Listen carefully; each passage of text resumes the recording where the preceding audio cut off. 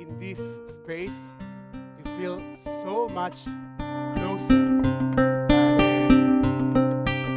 It's nice to have a Shabbat feeling close to each other. Shabbos, welcome. We'll open our series on page 128.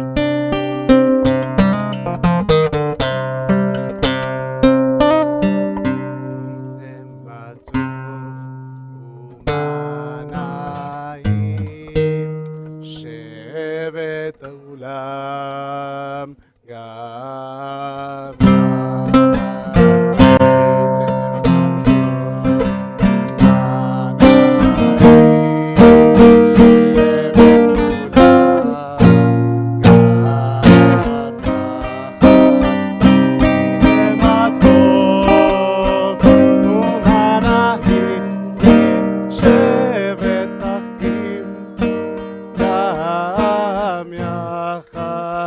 הנה מה טוב ומה נעים שבט עולם גם יחד. הנה מה טוב ומה נעים שבט עולם גם יחד. הנה מה טוב ומה נעים שבט טוב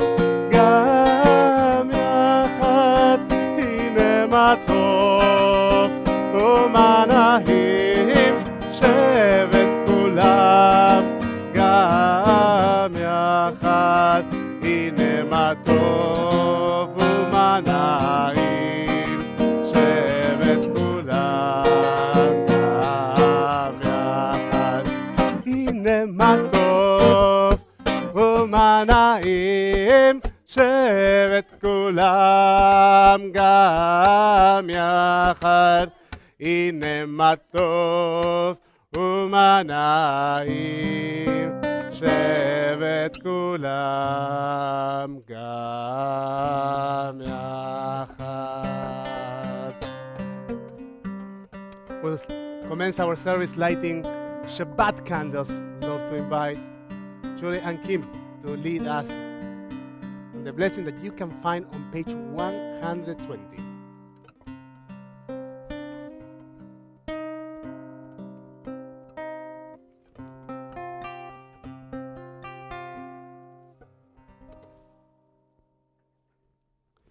In the meantime, I tell you a story. You know why we first light the candles and then we say the blessing? In that order in Shabbat? Diane. Correct, right? Once you say the words, finita la comedia. So that's, you first light the candles, and then you say the words. And now that the candles are lit,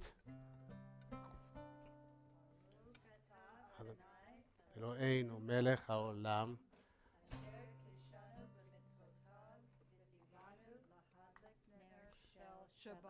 Amen. Shabbat shalom. Thank you very much. Good Shabbos. We'll now turn our Sidurim to page, like only one page. We're not going to turn it. Well, if you stay on page 128, it's only one page. Page 129. Ani ledodi li, I am my beloved, and my beloved is mine. Dodi li, v'ani lo, haroem, bashoshani. Dodi li, mitzvot olam, min hamidbar, mitzvot olam, min hamidbar. Dodi li,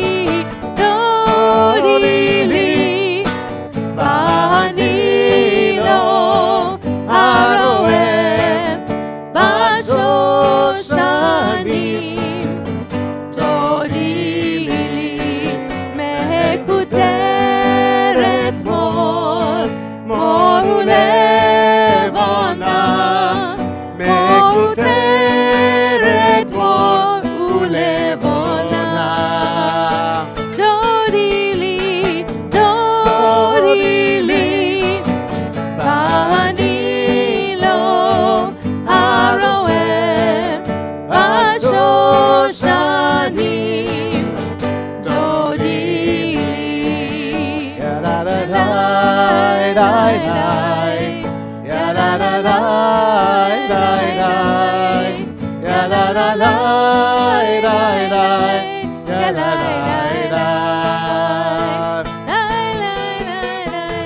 Jodili Banilo Aroem Bashoshanim Jodili. And as we welcome this Shabbat with this sense of connection and love, and as we turn our Sidurim to page 130, we are reminded that there are certain things that the only way to bring them about is by walking the walk. Lechun ranena, walk with joy to welcome Shabbat. And I remember the phrase of Rabbi Aaron Joshua Heschel marching during the days of the civic right movement, I think in Selma, saying, I felt that I was praying with my legs. And I think that sometimes the only prayer that is possible is the one that we do with our legs, the one of walking the walk. And in this Shabbat that in many congregations is called Martin Luther King Shabbat. Martin Luther King Shabbat, because ultimately Shabbat is a reminder of our connection with the creation of the world. And every time that we Jews think about the connection with the creation of the world, we are reminded that all human beings were created equal. And for as long as we don't feel that we are in that place in which we recognize equality, we have to keep walking the walk. We will turn our Sidurim to page 130 as we walk the walk of welcoming Shabbat with joy, lechur ranena. There's space here in the first rows. Lechur ranena, L'Adonai nariya letzur Ishenu nekadma fanav v'toda bizmirot nariya lo nekadma fanav v'toda bizmirot nariya lo. Page 131. Shir Adonai, Shir Hadash, sing a new song. Shir Adonai, Shir Hadash, Shir Adonai, Kol haaretz, Shir Adonai, Baruchu Shemo, Basru miyom leyom, Yeshuato, Sapru v'goyim, Kevodo, Bechol ha'amim, Nifleotav. On page 132, Adonai malach tagel haaretz, ismechu ihihim rahavim, or zarua lat tzadik. A light is shown to the righteous, to those that pursue mitzvot, pursue connection, that pursue well-being. There's light, there's connection at the end of the day. There's meaning. Mizmor Shir Adonai, Shir Hadash ki niflaot asa. In Shabbat, we sing a song for the many wonders that we have in our lives. We try to intentionally observe, recognize, and celebrate the many things that we have in our lives that sometimes we take for granted. We try to remember that many things that seem to be a part of our routine, they are actually quite awesome. And in Shabbat we take the time and open our hearts, and with intentionality we acknowledge them. We're on page 134. We Samru Adonai, we sing a song to the source of being, to the source of creation, the one that invites us to become part in the creation. Zamru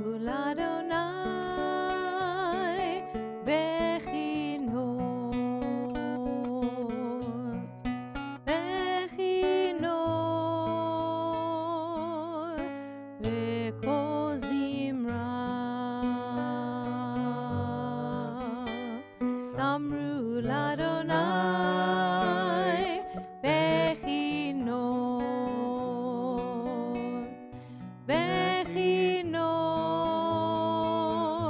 בקול זמרה. זמרו לאדוני בכינור, בכינור בקול זמרה. זמרו לאדוני בכינור,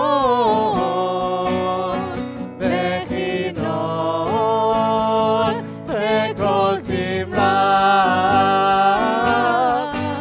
זמרו לאדוני בכינור, בכינור בקול זמרה. זמרו לאדוני בכינור,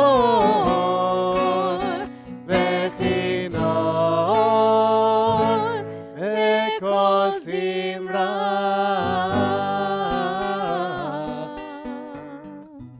Page 136, Psalm 29. מזמור לדוד. מזמור לדוד, אבו לאדוני בני אלים. מזמור לדוד, אבו לאדוני כבוד ועוז.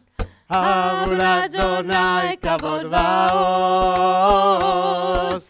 אבו לאדוני כבוד שמו. אבו לאדוני כבוד ועוז.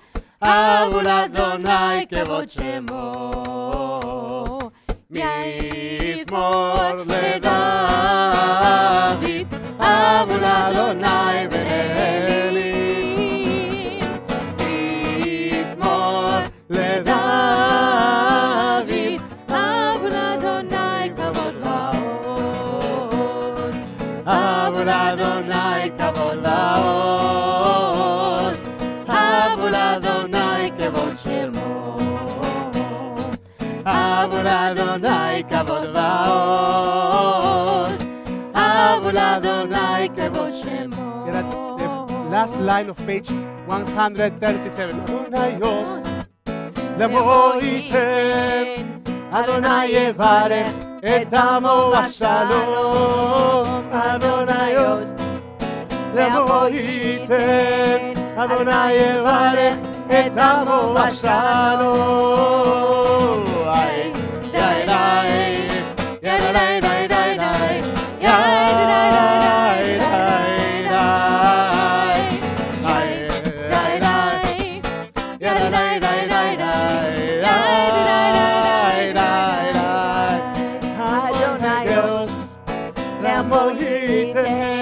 אדוני יברך את עמו בשלום. אדוני עוז, למו ייתן, אדוני יברך את עמו בשלום.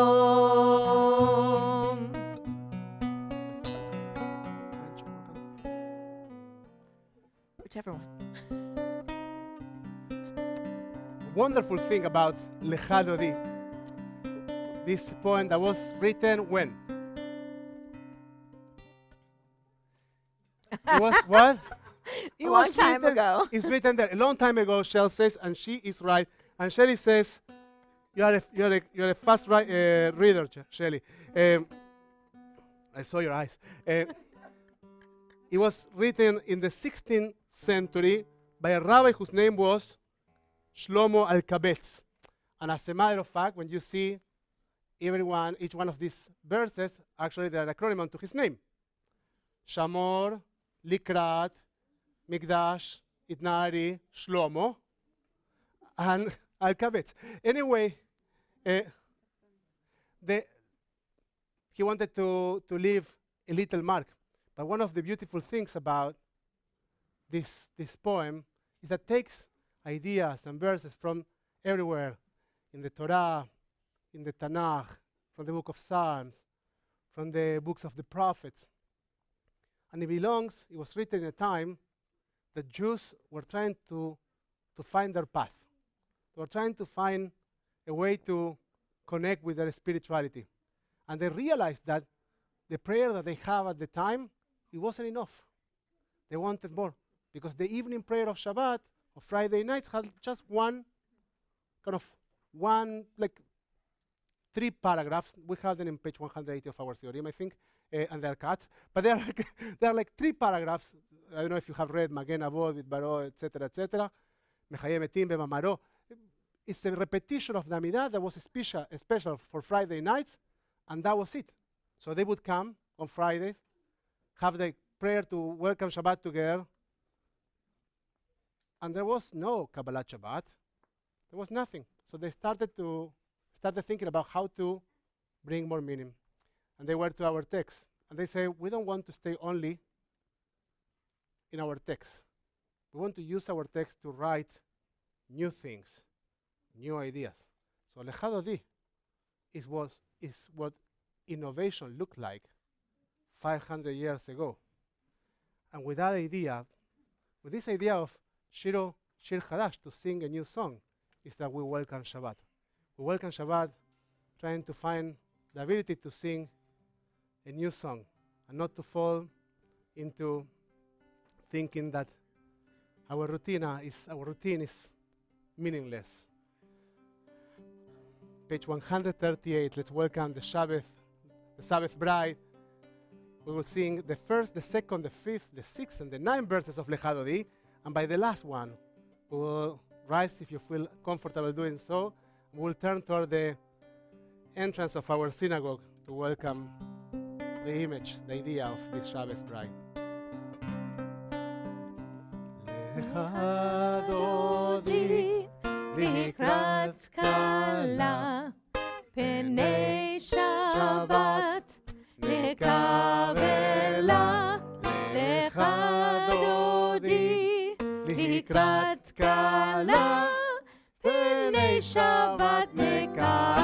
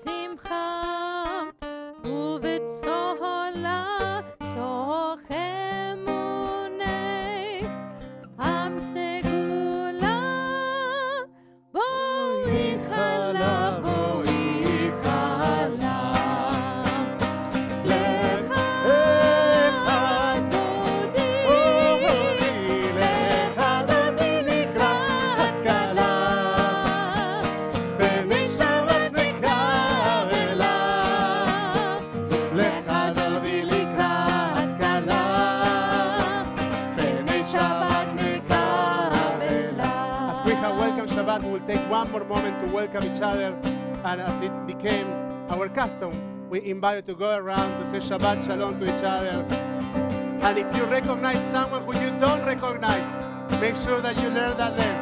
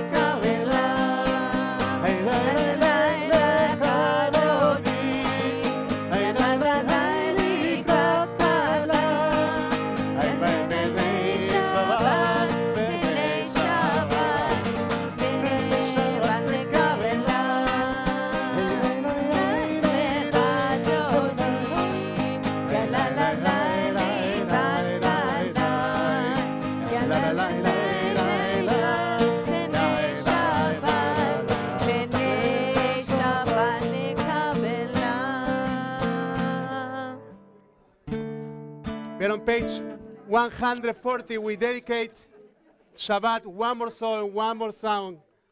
Mizmor Shir leyom HaShabbat. Mizmor Shir, Shir leyom HaShabbat. Mizmor Shir, Shir leyom HaShabbat. Mizmor Shir, Shir leyom HaShabbat. Mizmor Shir, Shir leyom HaShabbat. Mizmor Shir, Shir leyom HaShabbat. Mizmor Shir, Shir leyom HaShabbat. Mizmor Shir, Shir leyom HaShabbat. Mizmor Shir, Shir leyom HaShabbat. Mizmor Shir, Shir leyom HaShabbat. Mizmor Shir, Shir leyom HaShabbat. Page 144, Chetzi Kaddish, to transition between Kabbalat Shabbat and Ma'arif shel Shabbat. יתגדל ויתקדש שמי רבה. Amen. בעלמא דברה חירותי וימליך מלכותי. בחייכון וביומכון ובחיי דכל בית ישראל. בגלה, בגלה, ובזמן קריב, וימרו, Amen. כהש מרבה מברך, לעלם עולם מהלמיה, יתברך, יתברך וישתבח, יתפאר ויתרומם ויתנשא, ויתהדר ויתעלה ויתהלל, שמי דקודשה בריחו, לילה מן כל ברכתה ושירתה, קדוש בחתה ונחמתה, תמירן ועמה, ואימרו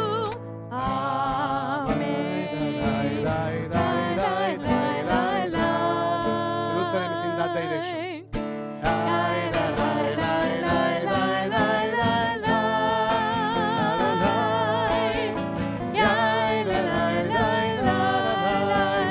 Yeah.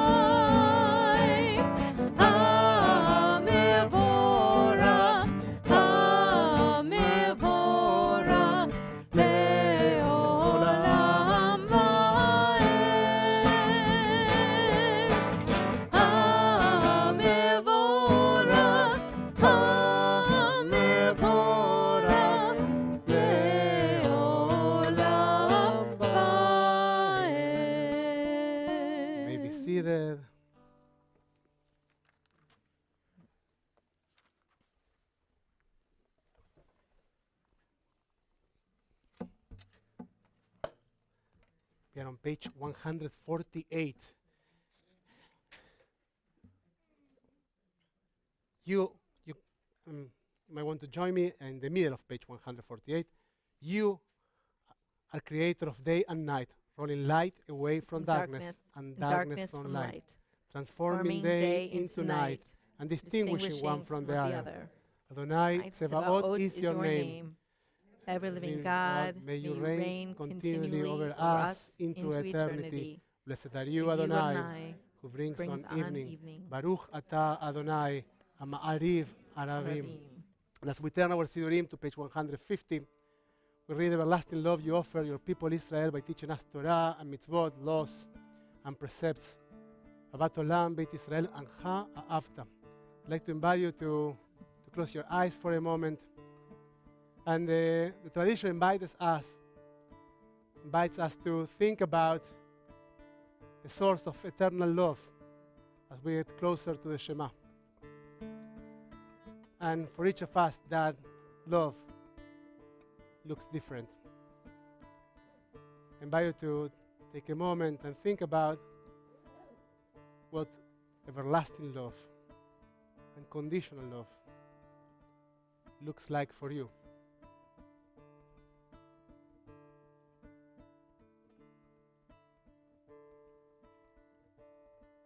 It might be in the form of a landscape,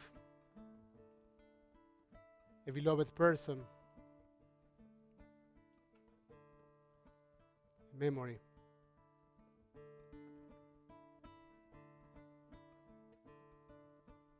As you recognize that image, let the loving energy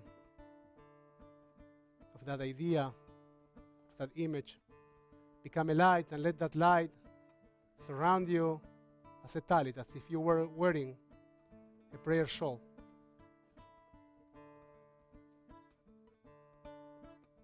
Let that talit surround you, comfort you.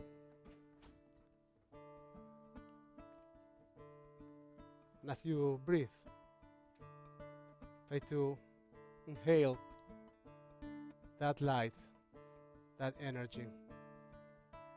And as you breathe out, try to recognize the things that don't belong to you. We often carry so many things that have nothing to do with us. We gather energies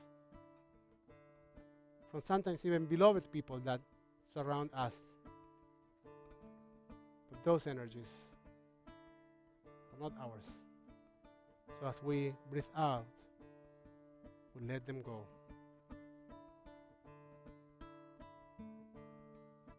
It's only what makes us feel loved that we can say that we are one with the universe. That we can say, dear God, please never remove your love from us. Be'avatcha al tasir mimenu le'olamim baruch ata Adonai evermore. Israel, I invite you to once again take a deep breath.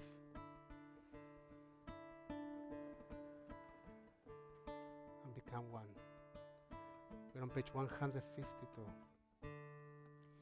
Shema, Shema Israel, Adonai, Eloheinu, Adonai, Echad.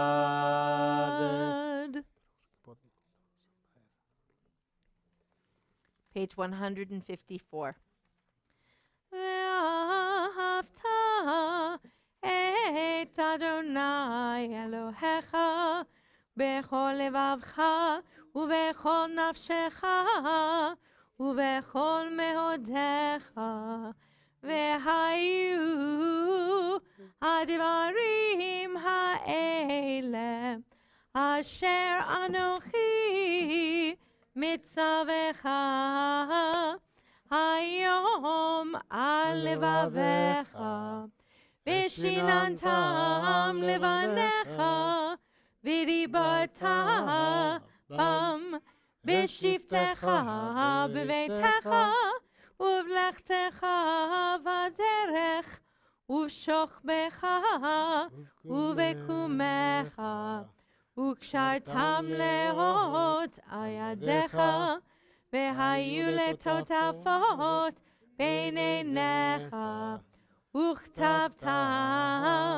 על מזוזות ביתך ובשעריך למען תזכרו ועשיתם את כל מצוותי והייתם קדושים לאלוהיכם. אני אדוני אלוהיכם אשר הוצאתי אתכם מארץ מצרים להיות לכם לאלוהים. אני אדוני אלוהיכם אמת. אדוני אלוהיכם אמת. אמת באמונה כל סוף בקיים עלינו, כי הוא אדוני אלוהינו ואין זולתו, ואנחנו ישראל עמו. We continue with the silent reading over page 156.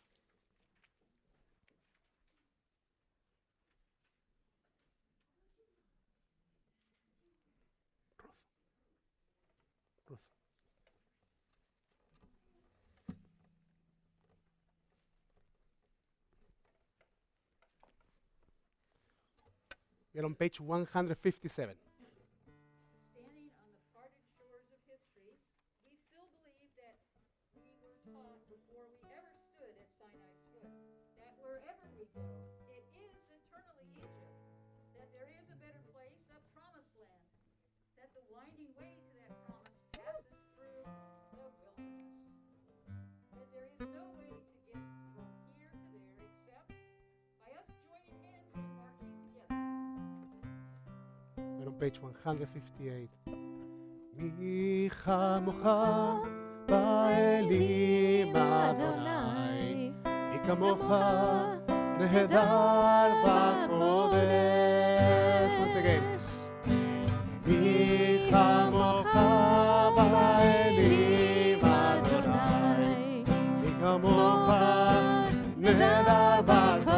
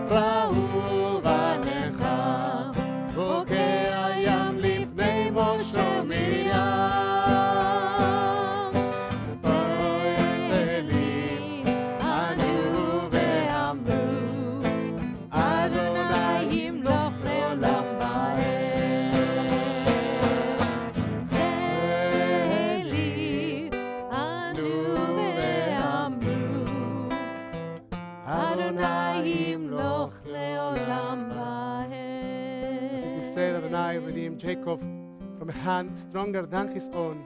Praised are you, Adonai, for redeeming Israel. Baruch atah Adonai, Gaal Israel. We're on page 160. This many parents and many people choose to chant the words of Ashkivenu when they go to sleep. And as the text suggests, is a lullaby. It's a prayer which is a lullaby. And it's meant to remind us that if we are carried by anger or by frustration, or if we are going to sleep and we are finishing our day with disappointment, we better change our minds. We better try to find shalom within our hearts. There's nothing we can do about the rest of the world in that moment. But there is a shalom, there is a peace there is a shelter of peace that we can build within our hearts. We're on page 160. Ashkivenu Adonai Eloheinu leshalom Ve'amidenu shomreinu lechaim Ashkivenu Adonai Eloheinu leshalom Ve'amidenu shomreinu lechaim Ushmor tzedenu uvoenu lechaim ushalom ve'ata ve'ad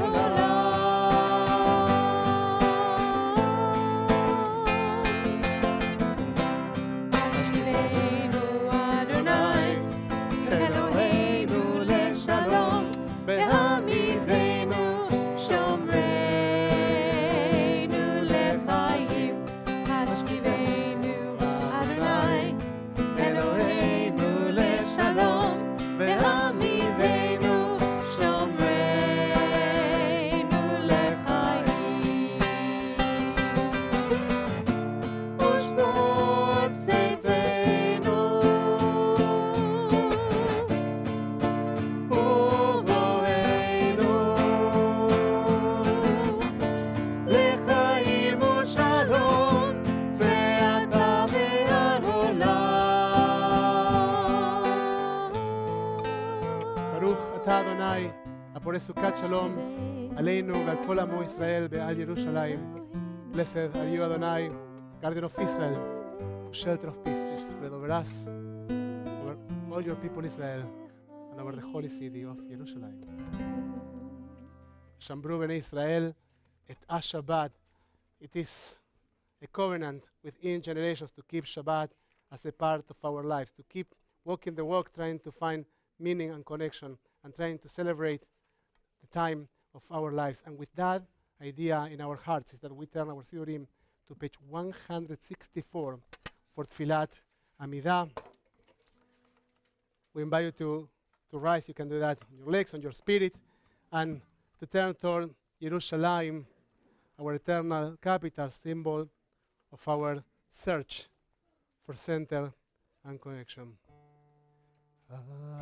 Adonai, sefatai tiftach, ufi yagi teilatecha. Adonai, open up my lips, that my mouth may declare your praise. We continue in silence.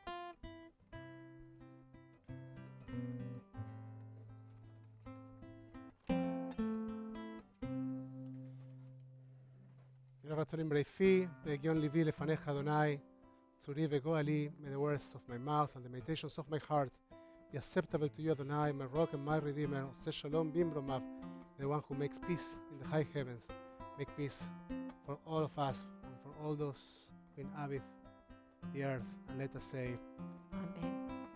at this point, we take a moment to acknowledge those that are dealing with illness in their bodies, in their souls. We think of those carrying grief. We also think of those dealing with addictions. If you have a name that you'd like to share in this Erev Shabbat, we invite you to do so as we go around the room.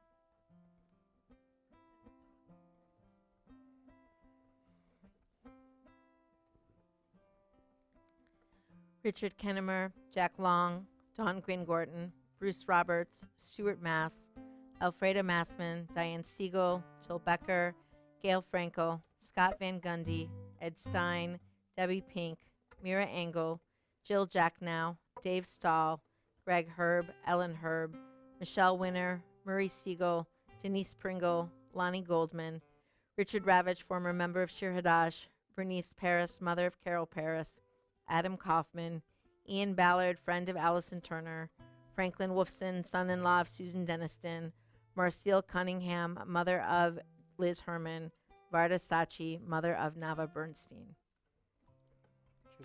The Mishnah Berach is found on page... I had Jill on the list, yeah. I actually went back and thought about that one too. Extra prayers for Jill.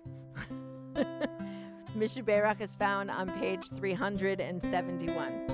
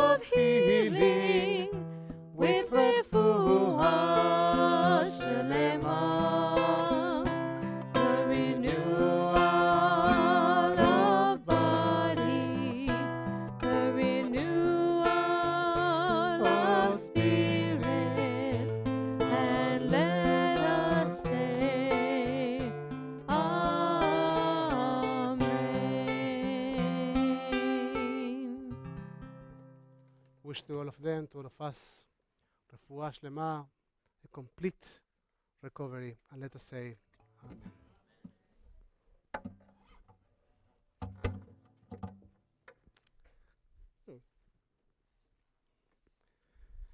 Shabbat shalom, everyone.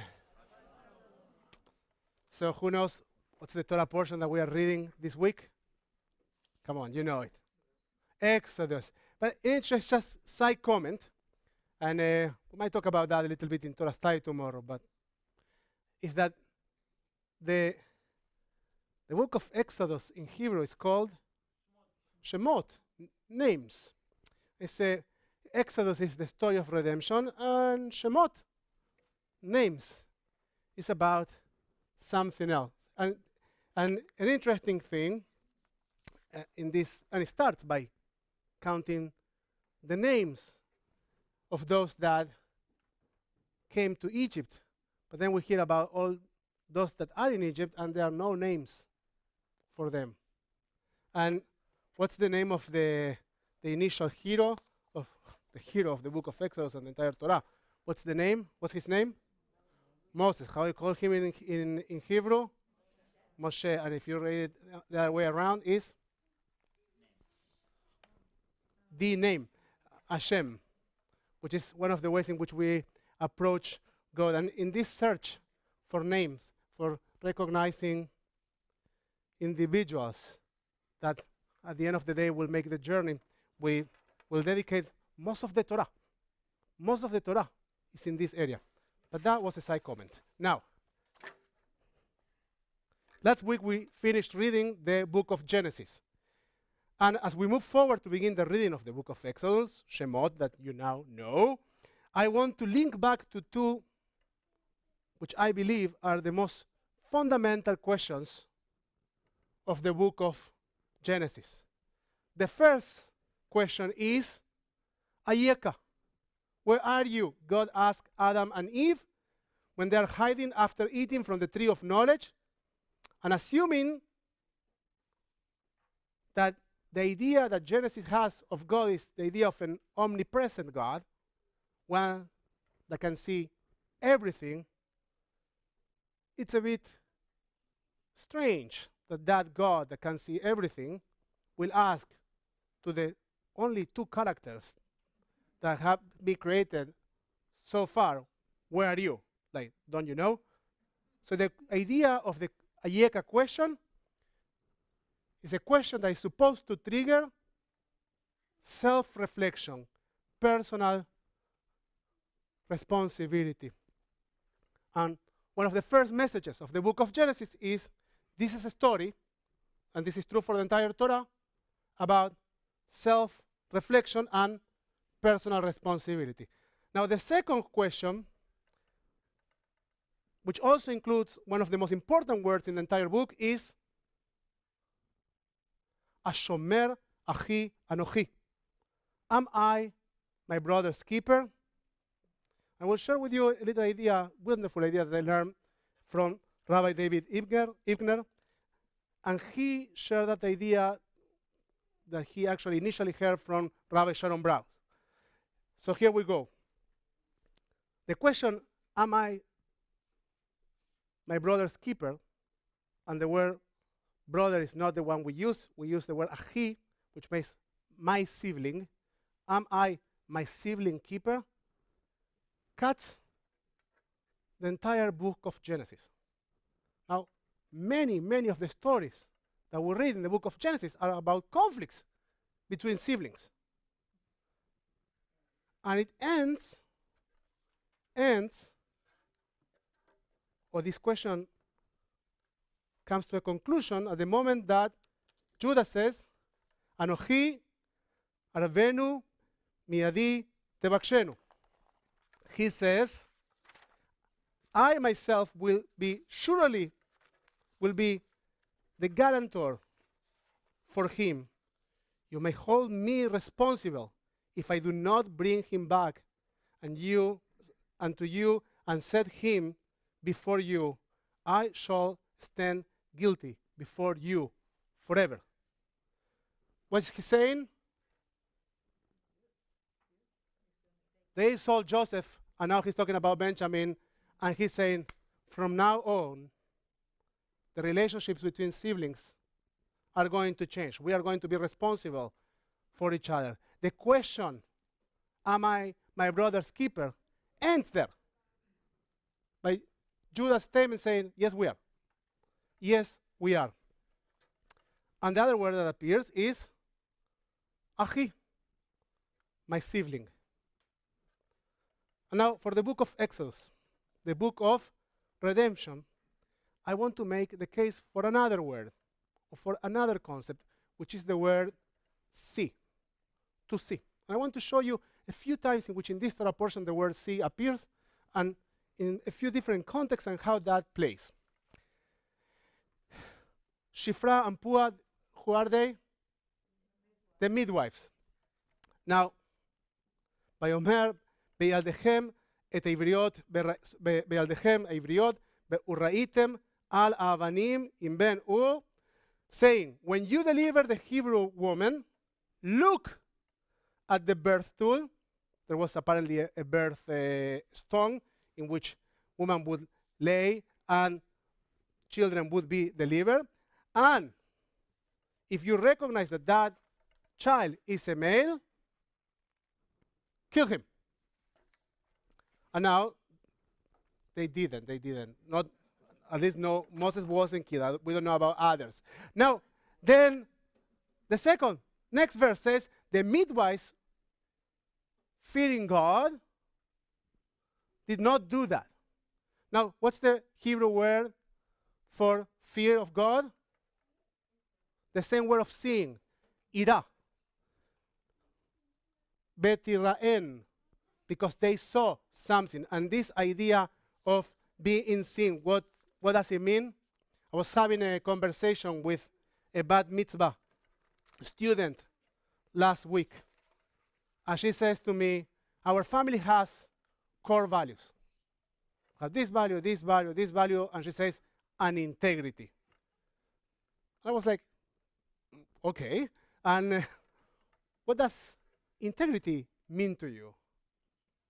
And she says, that was a very important statement, that if there are cookies at home, and all of a sudden you find yourself alone, you're not supposed to eat the cookies. That's integrity. And so you don't eat them. And that was straightforward, the explanation also that the Torah uses for the fear of God. The fear of God is this idea that you are seeing your own actions. And that's why the word ira, seeing, is so tightly connected with this idea that we are not alone in the world. And even when we are alone, we are not supposed to act like we are alone. Now, this is the idea of integrity. But more than that, about these two midwives, research has shown that people feel disconnected from their actions when they comply with orders, even when they are those committing the act. In which context this research happened? When Eichmann was saying, we were just following orders. So the research of Milgram came out about in 66, and over the years, different institutions have done research in that area. I have two if you want to look at later, and have shown that if you are following orders, if someone else is telling you what to do, if there is some social trend that you are just following, then you are more likely not to take responsibility for your actions. Now, Shifra and Pua understood that the concept of just following orders was morally broken. Now, next character, Pharaoh's daughter. There's a baby. Who's the baby? Moses. He's thrown into the Nile, right? And here it is, Pharaoh's daughter. What is she doing? Come on, you all watch the movie. Or you might have read it in the Torah, but she's bathing. And the daughter of Pharaoh came down to bathe in the Nile while her maidens walked along the Nile. She spied the basket, says the English translation. But Hebrew says, Vatire, and she saw the basket. And the moment that she saw it, what did she do?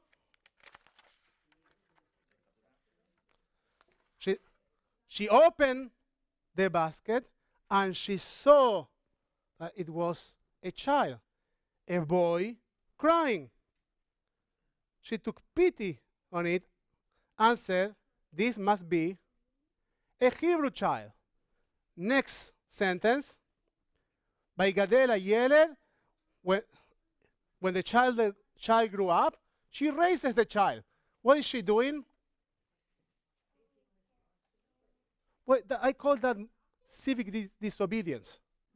She's the daughter of Pharaoh, the king, the ruler, and she's decided to go against the orders. And this is true also for Shifra and Pua, the midwives, the Hebrew midwives.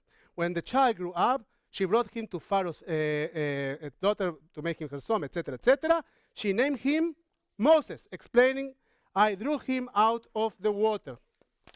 Now, this child grows up in the castle, or if there was a castle in Egypt, whatever there was in Egypt. Would you say house, a big house, wonderful house? They have all kind of mummies there. Now, would you say that he is like all the rest of the Hebrews? No. Is he growing up as a slave? No. He is growing up in a palace as a prince. So would you say that he has some little privilege? Some little privilege. Now, an interesting thing is that from being a baby in the basket, now he's a grown-up man. Like 2 sentences, literally. 2 sentences. He grew up. He is the prince of Egypt. And see what the Torah says. ויהיה בימים ההם, ויגדל משה, ויצא אל אחיו, וירא. Sometime after that, when Moses had grown up, he went out to his kinsfolk. Now the word that the Torah uses is echav, siblings. He goes to his siblings. And he sees their labors. And then he saw an Egyptian beating a Hebrew, one of his kinsmen. He doesn't forget even for a second, or he's taught, or he understands that these slaves that look different, that act differently, that haven't grown with the same privilege that he has, they are his siblings. And once he sees the violence that they are experiencing, he takes leadership. He cannot ignore that reality. And what does he do? He kills the soldier. Then a day later, he learns that he cannot manage the Jewish people, that we are unmanageable, and then he needs to flee. He goes away. He runs away because Pharaoh learns that he has killed a soldier, and he said, we need to kill Moses. So he flees, and he goes where? He goes to the desert. He is exhausted, but he meets a group of women, and he ends up meeting his wife, and her name is, that's his mother, but that's family anyway. Her wife, her name is Tzipporah. He meets Tzipporah, his wife, the daughter of Jethro, and they start living their life, and he's just fine. He doesn't have the privilege of Egypt, but he's a shepherd. He's having a nice, comfortable life, and there are no problems with that. And all of a sudden, one day, he is walking his flock, and what happens to him? Ba'ira malach Adonai. Now, Moses stands the first, a messenger appeared to him. Once again, the word to see. And then, Bayomer Moshe, Moses said, not yet, I must turn aside to look, once again, to look at this marvelous sight. And then he goes back and forth in a conversation with God itself. And the word that appears again and again and again is, and he sees, and he sees, and he sees. And what's interesting is that once he sees, there are things that you cannot unsee. At the point when you understand certain realities, when you learn about certain things, you just cannot unsee those things anymore. You can work really, really hard to ignore them. But Moses can't. And so he goes back. Now, if we would summary all these things, and now going back means he's going to war, right? The last thing he heard is that Pharaoh wanted to kill him. And that people that he's supposed to save, they didn't like him. But he understands that he needs to go back. Now, the midwives, morally challenged, and civil disobedience. The daughter of Pharaoh, that later on she's called Badia, the daughter of God. Civil disobedience, and leadership. Moshe, recognizing that we are siblings, recognizing that principle of the book of Genesis, that we are siblings. These are my siblings. He recognizes that reality, and also he takes responsibility, and also challenges the norms, challenges the rule. Now he's walking his flock, and he's in the middle of nowhere, and all of a sudden he notices a burning bush, and the burning bush is talking to him. You better go away. You better take some distance from that thing. And instead of doing that, he engages. And instead of running away after being given a task, he decides to go back, because the cause, the suffering that God, says the Torah, saw that his people was having, justify that. Now, we will acknowledge Martin Luther King Day on Monday. And I want to ask you a question, quick question. And be careful, don't raise your hand too quickly. Raise your hand. Don't raise your hand too quickly. Don't judge me. If you are a racist, if you are a racist, if you think of yourself as a racist. So here's the thing.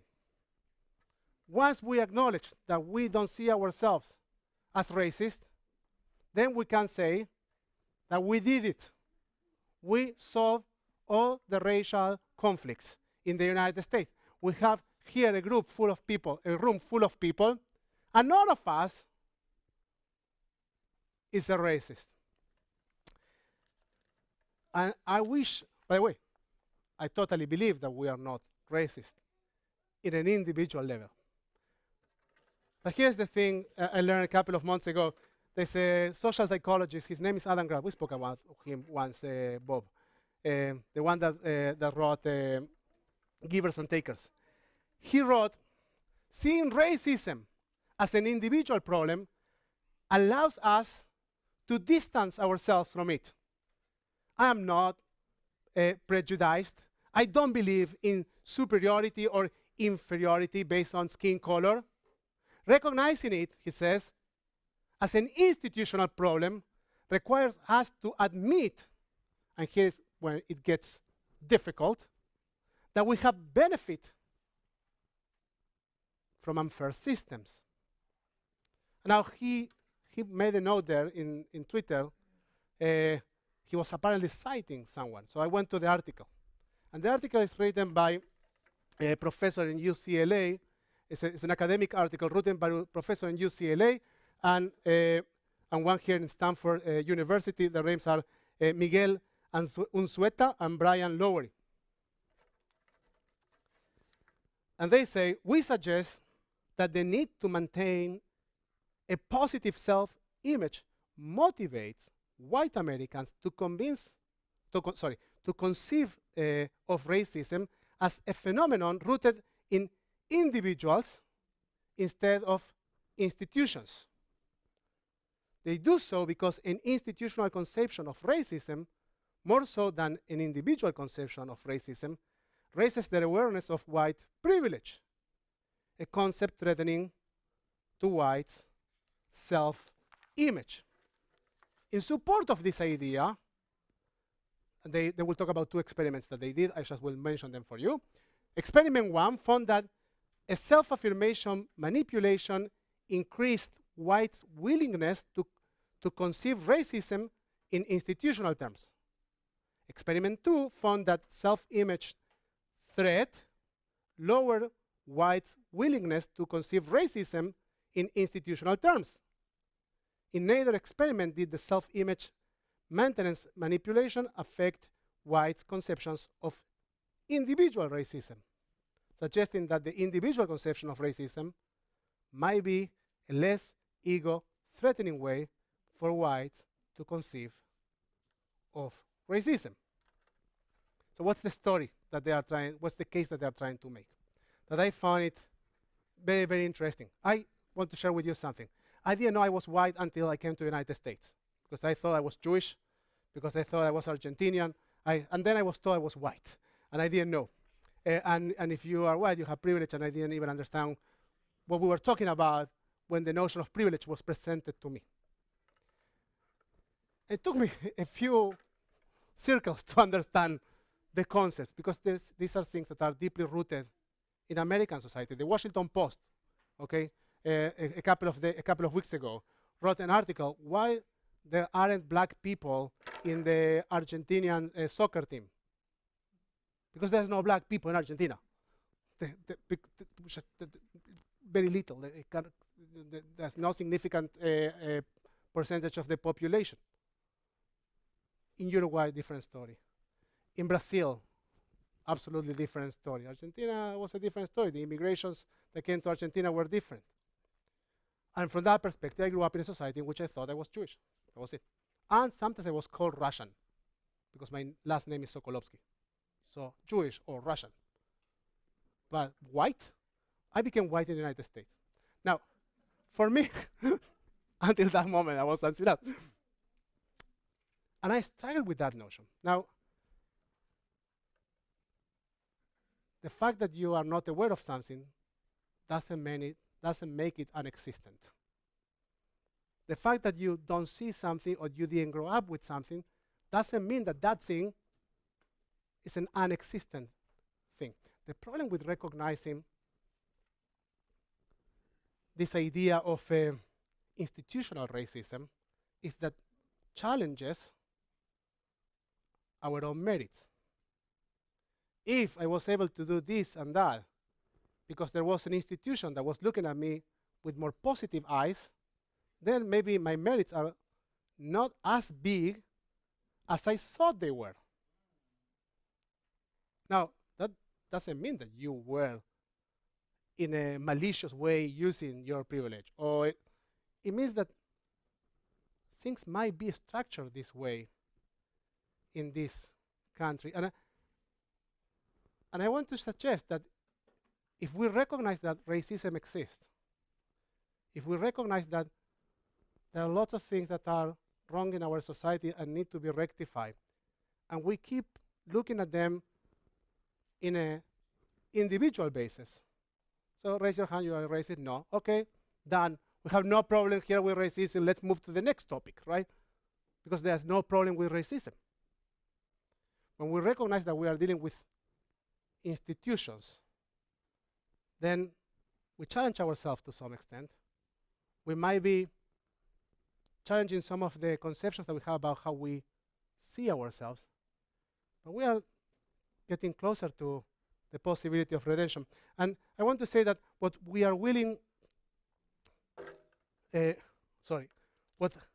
what we are willing to say will be a statement of our morality at the end of the day, as in the story of Shifra and Pua. What we are willing to see, not always, but at times, determine who lives and who dies, as in the story of Moses and Pharaoh's daughter. If she didn't see him, he would have died. What we are willing to see will at times determine who can raise their head above the water. What we are willing to see will at times put us in the difficult position of challenging our own privilege and merits. But only that willingness will grant us the privilege that might be one of the most important privileges, which is the one of saying today that we are each other's keeper, our siblings' keeper. And that might be the most important merit we can claim, which is the work of assuring for all of us a spot, a place in this journey that we undertake as we start reading the book of Exodus, in this journey from oppression to redemption. Shabbat Shalom Mevorach. Let's continue our service on page 588 with Aleinu Leshabeach. Please, and if you are under the age of 10, we invite you to stand here and open the ark with us.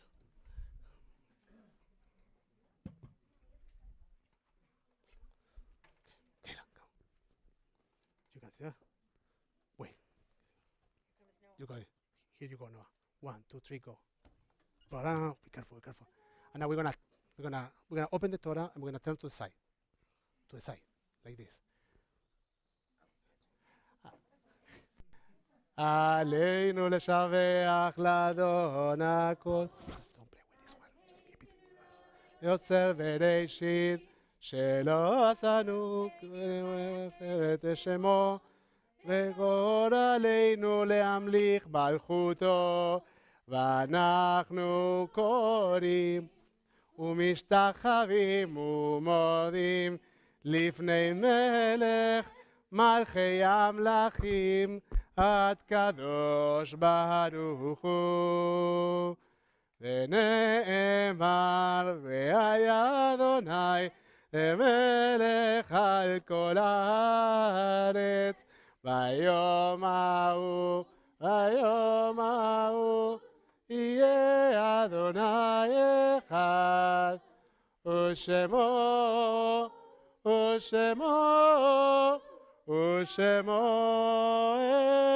אחד. That was slowly. Thank you very much. Thank you. No, you want to stay with me?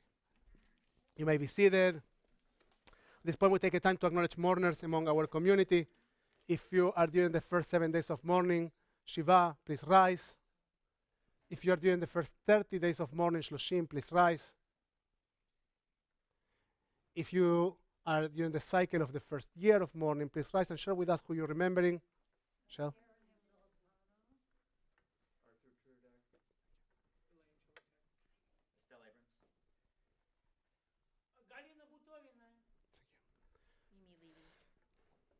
If you have your side this week, the anniversary of someone's passing by this time of the year in years past, please you can rise on your feet and share with us.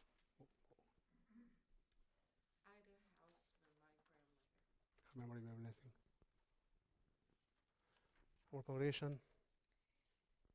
Shlomo Isips, Howard Levine, Barbara Lombard, Claire London, Prego Herman, Merle Greenwald, Samuel Greenwald, Anita Comulo, Bryce Lyons, Edna Stone, Miriam Davis, Lauren Janovich, Janet Wall, Charlene Kilgore, Ezra Sachi, Gideon Hofer, Alvin Kramer Siegel, Velasta Vijanovich, Galina Butorina, Karen Imbalzano, Lillian Berman, Robert Bruce Myers, Abraham Karras, Scott Safadi, Norman Green, Marilyn Silverman, Leslie Heinall, Paulette Sofin, David Green, Jeannie Porish, Estelle Abrams, Spencer Caney, Arthur Cherdak, John Ivers, Marilyn Handelman, Kay Damron, Nira Marome, Andrea Cameron, Ziba Feruzin, Rosella Newton, Linda Sherry, Fred DeCastro, Sherry Skihan, Larry Eisen,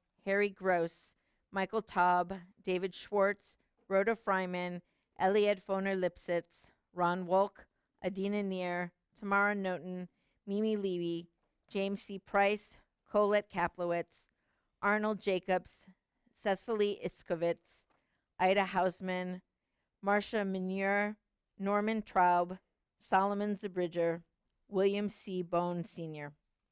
And now you can support our community by standing or sitting, joining us with your voices or your hearts for Kaddish Avilaim, the Mourner's Kaddish, on page 598.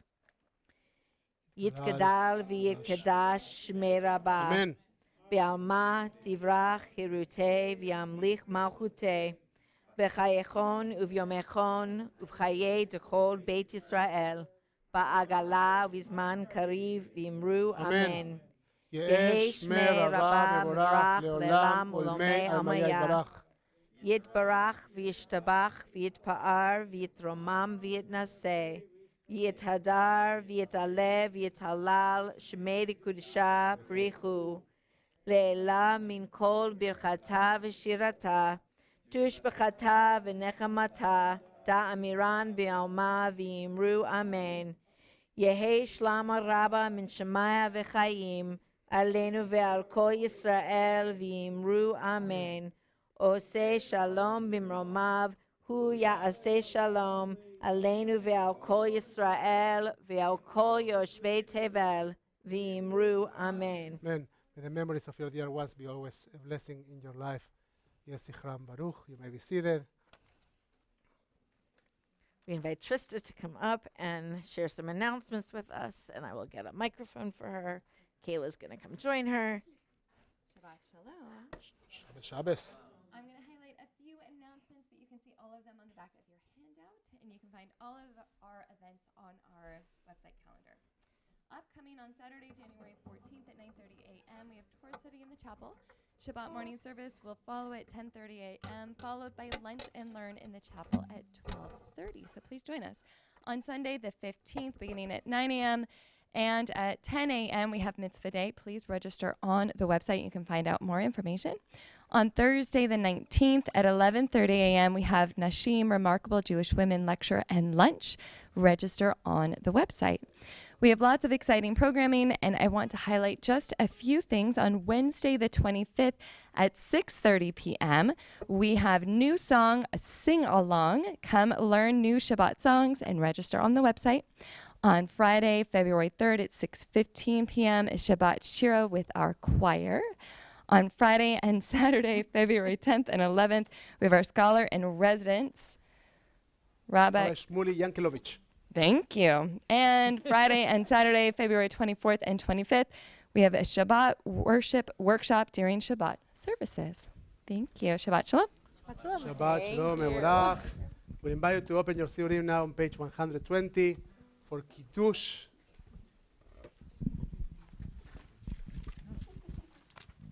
You go by Hulu or should I by Hulu? You start by 22, sorry. Start with 22. Should I do 22 and you 23 or? Yeah, you should do 1 23. So, Vayerev Vayivoker Yom HaShishi. Every Shabbat we are reminded of the creation of the world, and we are reminded that we have a part in the continuity of that work of creation. Vaychul hashamayim ba'aretz v'chol tzebaham, vaychal Elohim b'yom hashbihi, melachto asher asa vayishvot b'yom hashbihi, mikol melachto asher asa, vayivarech Elohim et yom hashbihi, vayikadesh אותו, כי בו שבת מכל מלאכתו, אשר ברא אלוהים לעשות.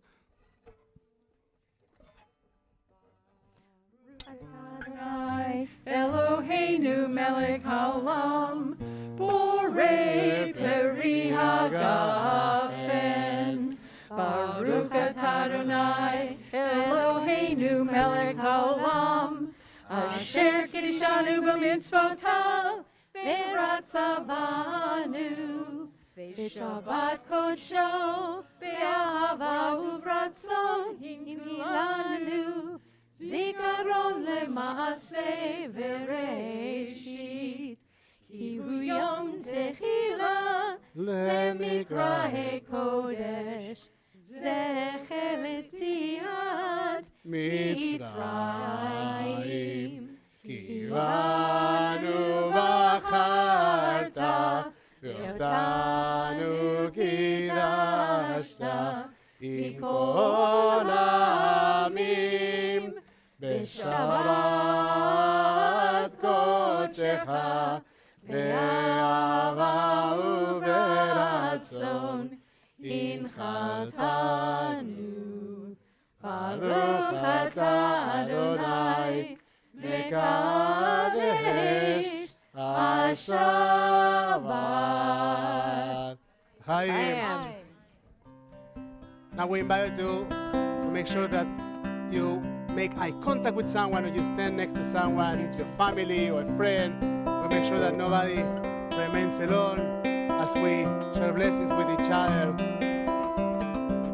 Be adopted by someone, adopt someone else. Make sure that you are intentionally,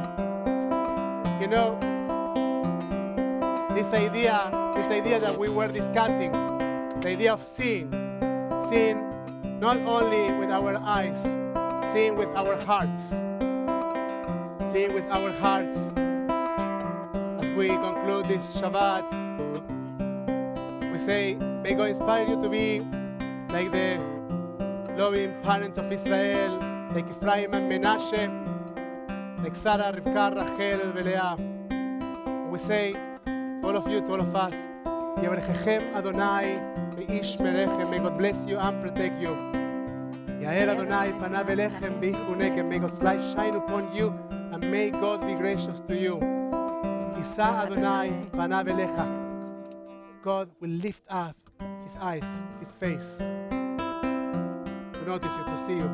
And may we have the power, the strength to notice ourselves, to recognize ourselves, to say Ineni, to say that we are here to find integrity, to defy some of the boundaries that are set to us as conventions that shouldn't be. And may we find the peace to create a better self and a better world. Be'asem banu shalom. Adonai os le'amavitem. May God bless its peoples with peace. Adonai yivarech et amo b'shalom. Shabbat shalom, everybody. Shabbat shalom, mevorach.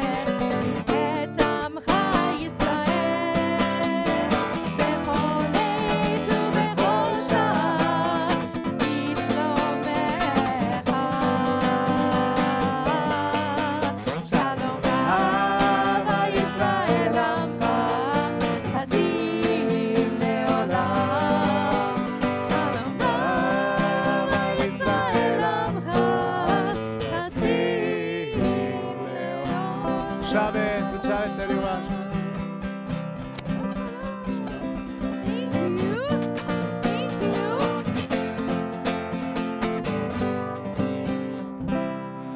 Thank you for sitting here.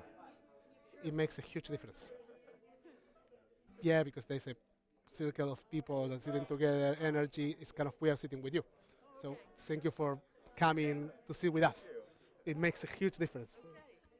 We're gonna build more difference on that, but it was a great addition.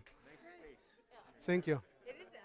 It's really nice. And sitting this way, this makes it very much more intimate. This, yeah. Oh, wherever you go, Shir. Yeah, it keeps you in motion. In the archaeology, look at your left eye.